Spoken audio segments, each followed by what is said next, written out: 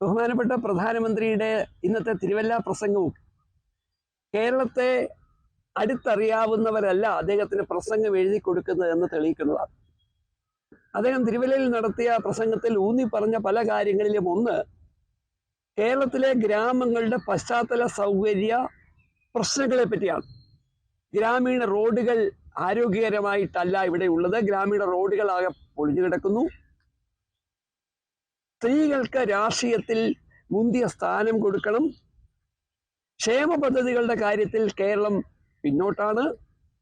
50 വർഷം കൊണ്ട് കേരളത്തിലെ ഇടത് ഐക്യമുന്നണികൾക്ക് നേടാൻ കഴിയാത്ത വലിയ നേട്ടങ്ങളിലേക്ക് കേരളത്തെ തങ്ങൾക്ക് അവസരം കിട്ടിയാൽ 5 വർഷം കൊണ്ട് എത്തിക്കുമെന്നൊക്കെ അദ്ദേഹം പറയുമ്പോൾ കേരളത്തിലെ ഗ്രാമങ്ങളുടെ ഒരു ജീവിത നിലവാരവും ഇന്ത്യയിലെ മറ്റേത് സംസ്ഥാനത്തെ മനുഷ്യരുടെ ജീവിത നിലവാരവും തമ്മിൽ തട്ടിച്ചു നോക്കുവാൻ കഴിയുന്നവരാണ് മലയാളികൾ, നമുക്കറിയാം.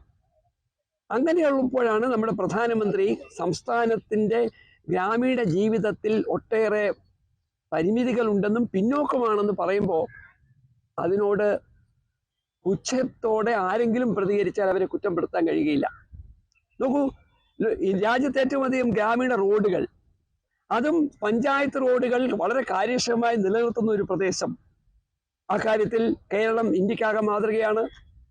ക്ഷേമ പദ്ധതികളുടെ കാര്യത്തിൽ അദ്ദേഹം വാചാലമായി പറഞ്ഞത് സംസ്ഥാനത്ത് കർഷകർക്ക് വേണ്ടി ഏതാണ്ട് 12,000 കോടി രൂപ അനുവദിച്ചു എന്നാണ്. നമുക്കറിയാമല്ലോ, കേരളത്തിലെ കർഷകർക്ക് കേന്ദ്ര സർക്കാർ നൽകുന്ന വിഹിതവും ഇല്ലെങ്കിൽ സബ്സിഡികളും കേരളത്തിലെ കർഷകർക്ക് നൽകുന്ന സബ്സിഡിയും തമ്മിൽ തട്ടിച്ചു നോക്കിയാൽ നെല്ലിന്റെ മാത്രം പ്രശ്നം എടുത്താൽ മതി.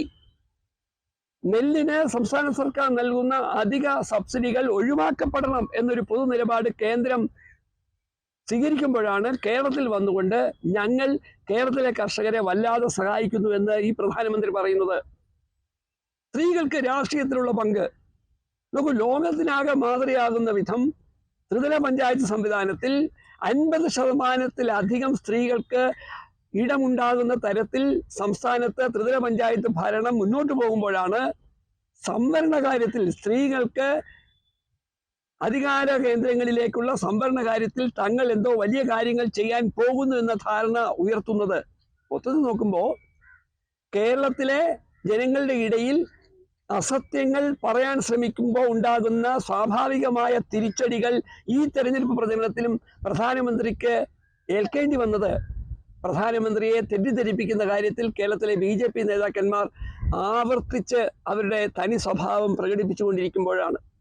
ഇനി മറ്റൊരു വളരെ പ്രധാനപ്പെട്ട കാര്യം, കേരളത്തിലെത്തിയ പ്രധാനമന്ത്രി വടക്കേ ഇന്ത്യൻ സംസ്ഥാനങ്ങളിൽ ഉപയോഗിക്കുന്ന ഹിന്ദുത്വ രാഷ്ട്രീയം, വിഭജനത്തിന്റെ രാഷ്ട്രീയം, മതന്യൂനപക്ഷങ്ങളോട് വളരെ വിദ്വേഷജനകമായ പ്രതികരണങ്ങൾ നടത്തുന്ന അദ്ദേഹത്തിൻ്റെയും അമിത്ഷായുടെയും ശൈലി അദ്ദേഹം മറന്നുകൊണ്ട് കേരളത്തിൽ സംസാരിക്കേണ്ടി വരുന്നത് കേരളീയരുടെ രാഷ്ട്രീയ പ്രബുദ്ധത കൊണ്ടാണെന്ന് അദ്ദേഹവും അദ്ദേഹത്തിൻ്റെ പ്രിയപ്പെട്ടവരും തിരിച്ചറിയണം. അങ്ങനെ പ്രബുദ്ധമായ കേരളത്തിൽ രാഷ്ട്രീയം പറയുവാൻ, ജനങ്ങളെ ബാധിക്കുന്ന രാഷ്ട്രീയം പറയുവാൻ ശ്രീ മോദിയെ പ്രാപ്തമാക്കുന്ന തരത്തിലേക്ക് മാറിയ കേരളത്തെ നോക്കിക്കൊണ്ടാണ് കേരളത്തിലെ ഗ്രാമങ്ങൾ കൂടുതൽ മെച്ചപ്പെടുത്താൻ തങ്ങൾക്ക് കഴിയുമെന്നും മറ്റൊട്ടേറെ കാര്യങ്ങളിൽ വികസനം നടപ്പാക്കാൻ ഞങ്ങൾക്ക് നിലവിലുള്ള ഇടത് ഐക്യമുന്നണിയേക്കാൾ കരുത്തുണ്ട് എന്നും പറയുമ്പോൾ ഇതൊക്കെ കേട്ടിട്ട് മലയാളികൾ BJPയെ കഴിഞ്ഞ നാളുകളേക്കാൾ ഒറ്റപ്പെടുത്താനുള്ള സാധ്യതയാണ്